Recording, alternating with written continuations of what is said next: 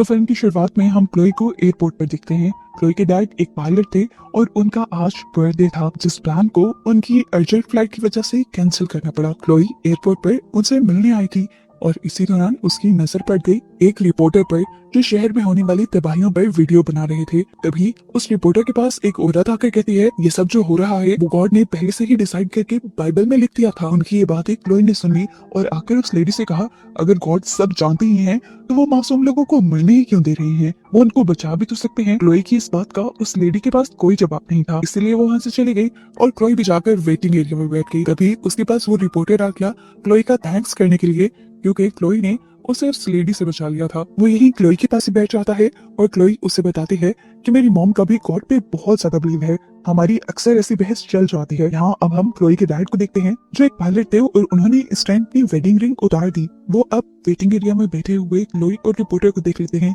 उन्हें लगता है कि इन दोनों के दरमियान में दोस्ती हो गई है। यहाँ क्लोई भी जाकर फौरन अपने डैड से मिलती है और उनसे उनके और उसकी मॉम की रिलेशंस को ठीक करने को कहती है। तब डैड ने कहा, मुझे नहीं लगता कि हम ठीक हो पाएंगे, हमारी शादी काफी पहले हो गई थी, सब ठीक रहा लेकिन वक्त के साथ सब खराब होता गया। भाई मॉम का जब से गॉड पे इतना ज्यादा बिलीव होने लगा है, वो हर बात में गॉड को ले आते हैं और इसी चीज ने हमारे रिलेशन को खराब किया है। ये कहने के बाद उसके डैड वहाँ से चले जाते हैं, जिसके बाद क्लोई दोबारा रिपोर्टर के साथ कॉफी पीने के लिए बैठ जाती है। ये लोग इसी टॉपिक पर बात कर रहे थे कि कैसे लोगों का गॉड पे इतना ज्यादा बिलीफ बन जाता है, कि तभी उनके पास एयरपोर्ट का एक एम्प्लॉय आकर उन्हें 2 लंदन की टिकट देकर जाता है। क्लोई के डैड को लग रहा था कि क्लोई रिपोर्टर को पसंद कर रही है, वो एक साथ ज्यादा टाइम बिताएं, इसीलिए उन्होंने ये टिकट भेजे थे। क्लोई को ये टिकट्स नहीं चाहिए थे, वो ये टिकट्स रिपोर्टर को ही दे देती है, जो क्लोई के डैड के ही प्लेन में अब सफर करने वाला था। और प्लेन में जाने के बाद रिपोर्टर पायलट को ये टिकट्स वापस कर देते हैं। फिर क्लोई अब घर के लिए निकल चुकी थी। कार में उसे अपने डैड की वेडिंग रिंग भी मिली, जिसे देखकर वो काफी दुखी हो गई। वो घर आई तो सबसे पहले उसे उसका भाई मिला, जिसे गले लगाकर क्लोई बहुत ज्यादा खुश हो गई और अब वो गई अपनी मॉम के पास। वो अपनी मॉम से अपने डैड के बारे में बात करने आई थी। वो चाहती थी कि इन दोनों के दरमियान के रिलेशन पहले जैसा हो जाए, लेकिन उसकी मॉम दोबारा गॉड की बातें कर रही थी और ऐसे में उन दोनों के दरमियान में लड़ाई हो जाती है। और अपना मूड ठीक करने के लिए क्लोई अपने भाई के साथ मॉल में चली जाती है। ये लोग यहाँ पर काफी एंजॉय तो करते हैं, लेकिन क्लोई का भाई क्लोई से पूछता है क्या हमारे मॉम डैड के दरमियान में सब ठीक कब होगा। ये सुनते ही क्लोई दोबारा थोड़ी सी उदास हो गई, लेकिन अपने भाई का मूड ठीक रखने के लिए उसने अपने भाई को गले लगाया और कहा, जल्द ही सब ठीक हो जाएगा। अभी वो ये बात ही कर रही थी कि एकदम से उसका भाई गायब हो गया। उसके हाथ में सिर्फ उसके भाई के कपड़े रह गए। उसे समझ नहीं आ रही थी उसके साथ हुआ क्या। इधर उधर देखा तो मॉल में बहुत सारे लोग गायब हो चुके थे और हर तरफ अफरा तफरी हो चुकी थी। अब क्लोई अपनी जगह से उठी ही नहीं थी कि उसने देखा कि दूर से एक कार मॉल के अंदर आ रही है। वो जल्दी से अपनी जगह से उठ जाती है और कार मॉल के शीशे क्रैश करते हुए अंदर आ जाती है। क्लोई ने देखा कि इस कार का ड्राइवर भी गायब हो चुका था, इसलिए ये कार कंट्रोल से बाहर हो गई थी। जहाँ बहुत से लोग इस मॉल में घबराए हुए थे, वहीं बहुत से लोग खाली मॉल्स को देखकर लूटने लग गए। वो बाहर गई तो बाहर बहुत ज्यादा ट्रैफिक जाम था, क्योंकि गाड़ियों में मौजूद भी कई ड्राइवर्स गायब हो चुके थे। ऊपर क्लोई के डैड के प्लेन में भी हमें दिखाया जाता है कि पहले तो सब कुछ नॉर्मल था, लेकिन अचानक से प्लेन बुरी तरह हिलने लगा। पैसेंजर्स ने जब हैरान होकर इधर उधर देखा तो इन्हें क्या पता चला कि इनके साथ बैठे हुए लोग ही काफी ज्यादा गायब हो चुके थे। अब प्लेन भी किसी और डायरेक्शन में जा रहा था। क्लोई के डैड ने कॉकपिट में जाकर देखा कि दूसरा पायलट भी गायब हो चुका था। क्लोई के डैड ने प्लेन को तो संभाल लिया था, लेकिन यहाँ पर सब लोग गायब कैसे हुए थे, ये एक मिस्ट्री थी। प्लेन में वो रिपोर्टर अपनी रिकॉर्डिंग कर रहा था। वो अब ये रिकॉर्डिंग भी देखने लगा कि कैसे यहाँ से लोग गायब हुए हैं, लेकिन इस रिकॉर्डिंग में भी उसे कुछ नहीं नजर आता। बस यही देखने को मिलता है कि एकदम से लोग गायब हो गए। अपने साथी लोगों के गायब होने की वजह से सभी लोग पैनिक हो गए थे, यानी ये जानते थे कि दुनिया में और भी लोग गायब हुए हैं। अग्रेसिव होकर वो कॉकपिट का दरवाजा बचाने लग जाते हैं। तब वो रिपोर्टर सबको समझाता है कि हम सबको अग्रेसिव नहीं होना चाहिए, बल्कि मुश्किल का हल निकालना चाहिए, लेकिन लोगों का गुस्सा थमने पर नहीं आ रहा था। पायलट सारे पैसेंजर्स को काम डाउन करने के लिए प्लेन का ऑक्सीजन लेवल कम कर देते हैं और सबके लिए ऑक्सीजन मास्क निकाल देते हैं। जब सबको सांस लेने में तकलीफ होती है तो सारी ही अपनी अपनी सीट्स पर बैठ जाती हैं। यहाँ पायलट भी एयरलाइन से कांटेक्ट करने की लगातार कोशिश कर रहे थे, लेकिन उनको कोई जवाब नहीं मिल रहा था। वो अब अपने पैसेंजर्स को आकर बताते हैं कि मैं भी नहीं जानता यहाँ ये सब क्या हो रहा है और ना ही मुझे इस बात का जवाब मिल रहा है, लेकिन इस मुश्किल घड़ी में पैनिक होने के बजाय हम सबको रिलैक्स रहकर प्रॉब्लम का सोल्यूशन ढूंढना चाहिए। लेकिन यहाँ पर सभी लोग रोने पीटने में लगे थे। रिपोर्टर भी यहाँ गायब होने वाले लोगों की फैमिली और फ्रेंड्स का इंटरव्यू लेने लगा। सभी लोगों ने यही बताया कि उन्होंने यहाँ कुछ अजीब नहीं फील किया, लेकिन अचानक से उनके साथ ही या उनके फैमिली मेंबर्स गायब हो गए, बस उनके कपड़े यहाँ पर रह चुके थे। यहाँ पर एक औरत भी थी जिसे हम देखते हैं कि वो वॉशरूम में जाकर कोई मेडिसिन लेती है और आकर रिपोर्टर को बताती है ये सब कुछ रियल नहीं है। यहीं पर एक मुस्लिम आदमी भी था, उसे भी गॉड पे बिलीव था। उसे लगा कि सब लोग मिलकर उसी के साथ कोई प्रैंक कर रहे हैं, लेकिन एक लड़का उठकर उसके साथ लड़ने लगा कि हम तुम्हारे साथ क्यों प्रैंक करेंगे, ये सब तो गॉड ने किया है और क्योंकि हम सबके गॉड अलग हैं इसीलिए गॉड हमारी बात नहीं सुन पा रहे। इधर ही क्लोई के डैड पायलट इमरजेंसी लैंडिंग के लिए न्यूयॉर्क में ही जगह तलाश कर रहे थे क्योंकि उनका फ्यूल भी काफी कम रह गया था। सीन कट होकर हमें क्लोई को दिखाया जाता है जो किसी तरह मॉल से निकलकर अपनी कार तक आने में कामयाब हो चुकी थी। इससे पहले कि वो अपनी कार में बैठकर यहाँ से निकलती, उसने सामने से एक प्लेन आता देखा जिसके अंदर कोई पायलट नहीं था। प्लेन को आता देखकर वो तो साइड पे हो गई, लेकिन प्लेन उसकी कार में जाकर क्रैश हो गया और ऐसे उसकी सारी कार तबाह हो गई। क्लोई क्या करती, पैदल ही वो आगे बढ़ने लगी तो रास्ते में दो बाइकर्स ने आकर उसका हैंडबैग चुरा लिया। वो उनके पीछे भागना चाहती थी, लेकिन तभी उसने देखा कि ब्रिज से एक बस नीचे जाकर गिरी है। ये देखकर वो बुरी तरह घबरा गई। वो नीचे चली गई बस से गिरे हुए लोगों की मदद करने के लिए, लेकिन उसने देखा कि बस के तो सारे लोग गायब हो चुके थे और इस टाइम बस में कोई भी नहीं था। क्लोई किसी तरह चलते हुए एक रोड तक आती है और यहाँ भी वही अफरा तफरी देखती है जो वो पहले देख चुकी है। वो लगातार अपनी मॉम को भी कॉल करने की कोशिश कर रही थी, लेकिन कोई रिस्पांस नहीं मिल रहा था। इस रोड पर भी काफी सारी कार क्रैश थी। अब वो भागते हुए एक शॉप के पास जाते हैं जिस ज्वेलरी शॉप को बहुत से लोग लूट रहे थे। अचानक से कोई उसके ऊपर भी गन तान देता है, लेकिन क्लोई वहां से भाग जाती है। आगे जाकर उसने देखा कि एक गायब हुए आदमी के कपड़ों के पास एक बोर्ड रखा हुआ था जिसपे लिखा था एंड इज हियर, यानी दुनिया खत्म होने वाली है।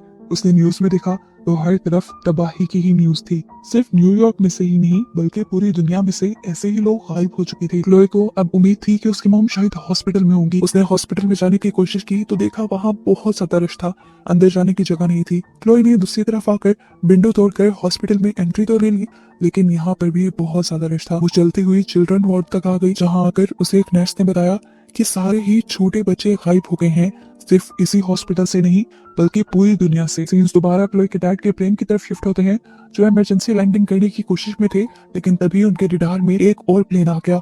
वो उस प्लेन से कांटेक्ट करने की कोशिश करते हैं, लेकिन दिखाया जाता है कि उस प्लेन में दोनों ही पायलट गायब हो चुके हैं। लेकिन उस प्लेन में बहुत सारे पैसेंजर्स अभी थे, लेकिन क्लोई के डैड उस सामने वाले प्लेन के लिए कुछ नहीं कर सकते थे।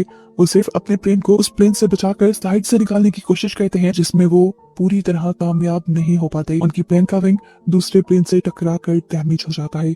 यहाँ रिपोर्टर अपने प्लेन की विंडो से देखता है कि दूसरा प्लेन पूरी तरह क्रैश होकर नीचे गिरने लग गया था। इसी प्लेन में एक छोटा आदमी भी था जिससे लग रहा था कि ये सारा काम इस प्लेन में बैठे हुए मुस्लिम आदमी का है। उसने उसका बैग खोलकर चेक करना शुरू किया, लेकिन उसमें एक इलेक्ट्रिक टूथब्रश के अलावा ऐसा कुछ नहीं मिला और वो छोटा आदमी मुस्लिम आदमी के ऊपर भड़कने लग गया। तब एक आदमी ने उसे रिलैक्स किया और बताया कि इंसानों के पास ऐसी कोई टेक्नोलॉजी नहीं जिससे वो इंसानों को ही गायब कर पाए।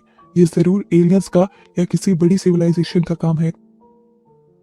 यहाँ इनके प्लेन का विंग भी बुरी तरह हिल रहा था। रिपोर्टर एयर होस्टेस को बुलाकर ये सब दिखाता है और एयर होस्टेस की सब पायलट को बताने को कहती है, तो रिपोर्टर इसकी पिक्चर लेकर पायलट के पास आ जाता है जो कि क्लोई के डैड थे। क्लोई के डैड ने बताया असल में हमारा विंग डैमेज हो गया है, जिसकी वजह से हमें लैंडिंग करने में काफी मुश्किल होगी। पायलट को खुद इंस्पेक्शन करने की जरूरत थी, लेकिन कॉकपिट में क्योंकि दूसरा पायलट मौजूद नहीं था तो वो इसीलिए दोबारा कैमरॉन को इस रिपोर्टर को ही कहता है कि जाकर पोजीशन चेक करके आओ। इस मर्तबा उसने देखा कि विंग में से फ्यूल निकलकर वेस्ट हो रहा था। इससे पहले कि वो ये बात आकर पायलट को बताता, यहाँ पर एक लेडी बहुत ज्यादा पैनिक हो जाती है। वो रोने लग जाती है और कहती है कि मुझे वहीं जाना है जहाँ पर मेरा बेटा गया है। कैमरॉन उसको संभालने में लग जाता है और इसी दौरान प्लेन के एक विंग में आग लग जाती है। ये आग फ्यूल के लगातार निकलने की वजह से लगी हुई थी। इस आग को देखते हुए पैसेंजर्स और भी ज्यादा घबरा गए। सबको रिलैक्स करने के बजाय कैमरॉन यानी वो रिपोर्टर भी जाकर पायलट को बताता है कि अब उस विंग में आग लग चुकी है। पायलट ने बताया मैं इसको बुझाने के लिए कुछ नहीं कर सकता क्योंकि ऑलरेडी प्लेन में फ्यूल बहुत कम है। मैं बस फ्यूल के खत्म होने से पहले इस प्लेन को न्यूयॉर्क लैंड करना चाहता हूँ। इतनी देर में दिखाया जाता है कि विंग में लगी हुई आग भी खत्म हो चुकी थी क्योंकि उस विंग का फ्यूल ही खत्म हो गया था। सीन कट होकर हमें क्लोई को दिखाया जाता है जो अब अपने घर के पास आ चुकी थी। उसने अपने नेबर्स में देखा सबके सब उदास थे क्योंकि उन्होंने अपने किसी न किसी को खो दिया था। क्लोई अब भारी कदमों के साथ अपने घर में जाती है। वो अपनी मॉम को लगातार आवाज दे रही थी, लेकिन उसकी मॉम उसे घर में नहीं मिली।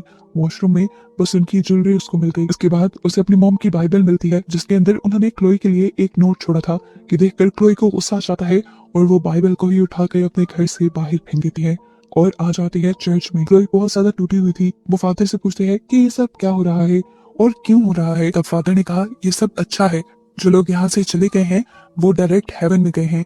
गॉड ने बच्चों को भी इसीलिए उठा लिया है क्योंकि आने वाला वक्त बहुत मुश्किल है। वो अपने से प्यार करने वाले लोगों को ये मुश्किल वक्त नहीं दिखाना चाहता। क्लोई को उनकी किसी बात पे भरोसा नहीं था, इसलिए वो गुस्से में यहाँ से चली गई। यहीं से हम क्लोई के डैड को देखते हैं जो प्लेन में काफी उदास था।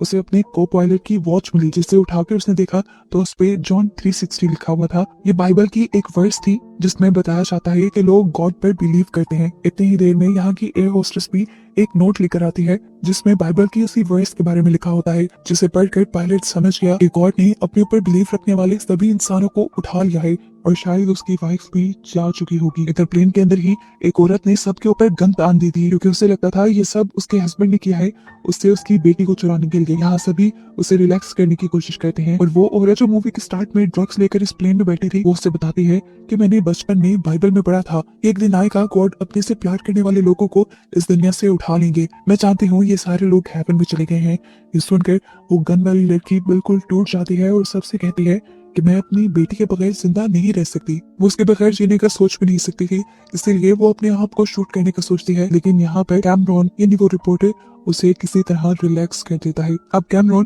कॉकपिट के अंदर आ जाता है जहाँ पर पायलट एयरपोर्ट से कनेक्ट करने की कोशिश कर रहे थे। इस मरतबा उसको आंसर करने के लिए वहाँ पर कोई आ भी गया और उसे बताया गया कि पूरी दुनिया से ही लोग गायब हो चुके हैं। ये बात तो पायलट पहले से ही जानता था। वो उनसे कहता है कि मैं न्यूयॉर्क के एयरपोर्ट पर लैंडिंग करना चाहता हूँ, तो उसे बताया जाता है कि वहाँ पर लैंडिंग मुमकिन ही नहीं क्योंकि वहाँ पर ऑलरेडी बहुत सारे प्लेन क्रैश हो चुके हैं। वहाँ सेफ लैंड करने की कोई जगह नहीं बची। कैमरॉन भी ये सारी बातें साथ बैठा सुन रहा था। इससे पहले कि पायलट और कोई मशवरा ले पाता उनका कनेक्शन टूट जाता है। तब कैमरॉन पायलट को बताता है कि उसके पास एक सैटेलाइट फोन है, अगर वो चाहे तो इसके जरिए अपनी बेटी से बात कर सकता है आखिरी बार, क्योंकि अब ये तय हो गया था कि इनकी मौत होगी रहेगी। पायलट इस टाइम बहुत ज्यादा इमोशनल था।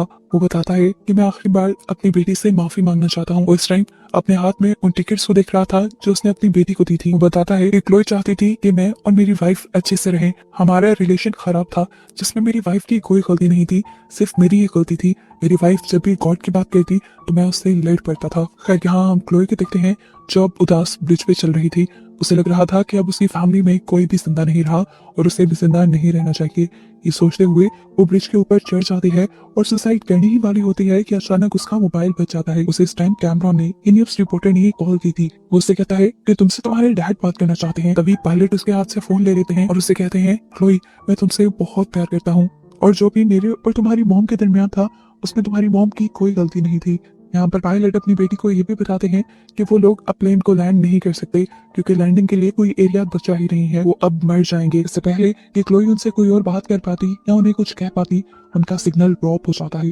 क्लोई अब जल्दी से ब्रिज से उतरती है और ब्रिज के पास मौजूद एक बाइक पे बैठ जाती है। यहाँ हम क्लोई के डैड को प्लेन में देखते हैं जहाँ वो अपने पैसेंजर्स को ये बुरी खबर देता है कि वो अपना प्लेन कहीं पर भी सेफ लैंड नहीं कर सकते। उनका प्लेन हवा में ही क्रैश हो जाएगा और सब मारे जाएंगे, इसलिए बेहतर यही है कि इस टाइम पे सब गॉड को याद करें। दूसरी तरफ हम क्लोई को देखते हैं जो रश ड्राइविंग करते हुए एक कंस्ट्रक्शन साइट पर आ गई थी। इस जगह के बारे में उसे पता था। यहाँ पे एक बहुत खुला रोड था जिस पर उसके डैड अपना प्लेन लैंड कर सकते थे। उस जगह को क्लियर करने के बाद जल्दी से क्लोई अपने डैड को कॉल करती है और उन्हें बताती है कि उसने लैंडिंग के लिए एक जगह ढूंढ ली है, लेकिन अब प्लेन का कंपास भी काम नहीं कर रहा था। तो क्लोई ने अपनी लोकेशन उन्हें सेंड कर दी, लेकिन फिर भी ऊंचाई से प्लेन को तंगी हो रही थी वो जगह ढूंढने में जहाँ उन्हें लैंड करना था। अब प्लेन में फ्यूल भी बहुत थोड़ा सा रह गया था, ये लोग और वेट भी नहीं कर सकते थे। इतनी देर में क्लोई दोबारा अपने डैड को कॉल करती है तो उसके डैड उससे कहते हैं कि जो जगह उसने चूज की है वहाँ पर कोई बड़ी सी लाइट जलाए या रोशनी करे जिससे हम उस जगह को देखकर वहाँ पर लैंड कर पाए। क्लोई बिना टाइम वेस्ट किए गाड़ी से उतरती है और अपनी गाड़ी का फ्यूल निकाल कर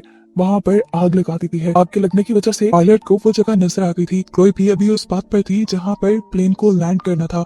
वो तेजी से अपने ट्रक से आगे बढ़ी रही थी, लेकिन तभी उसका ध्यान पीछे लगी आग पर चला गया जो कि बहुत ज्यादा भड़क उठी थी।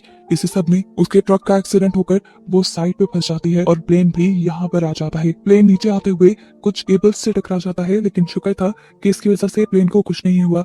लेकिन प्लेन का वो विंग जो डैमेज था वो अब जमीन से टकराने वाला था। ऐसे में धमाका हो सकता था, लेकिन पायलट ने ये भी बचा लिया और फाइनली अपनी क्रैश लैंडिंग करवा दी। प्लेन तेजी से आगे उस तरफ पड़ा था जहाँ क्लोई ट्रक में फंसी हुई थी। क्लोई बहुत ज्यादा घबरा चुकी थी। उसने अपना सर नीचे कर लिया, लेकिन किस्मत से प्लेन उसके ऊपर से ही गुजर गया। उसे कुछ नहीं हुआ। अब यहाँ सामने एक गैस टैंक था जिससे प्लेन टकराने ही वाला था। अगर प्लेन इससे टकराता तो गैस टैंक में भी धमाका हो जाता और ये सारे लोग भी मारे जाते। इससे पहले कि प्लेन गैस टैंक से टकरा जाता, पायलट प्लेन की ब्रेक्स लगाने में कामयाब हो जाता है। प्लेन के अंदर सभी पैसेंजर्स सेफ थे, जो देखकर एयर होस्टेस को बहुत ज्यादा खुशी होती है और वो फौरन ही इमरजेंसी स्लाइड खोल देती है। तेजी से सभी पैसेंजर्स बाहर आ जाते हैं। अब वो रिपोर्टर, कैमरन और पायलट भी प्लेन से बाहर आ चुके थे, जिन्हें देखकर क्लोई सबसे पहले जाकर रिपोर्टर को गले लगा लेती है और अपने डैड को उनकी वेडिंग रिंग देती है। ये लोग अब यहाँ टेंशन में खड़े हुए शहर की तबाही देख रहे थे। इन सबको बहुत ज्यादा डर लग रहा था। क्लोई के डैड ने कहा, बस यही दुनिया का एंड है। जिस पर क्लोई ने कहा, नहीं, ये तो अभी तबाही की शुरुआत है। उसके कहते ही बस ये कहानी यहाँ पर खत्म हो जाती है।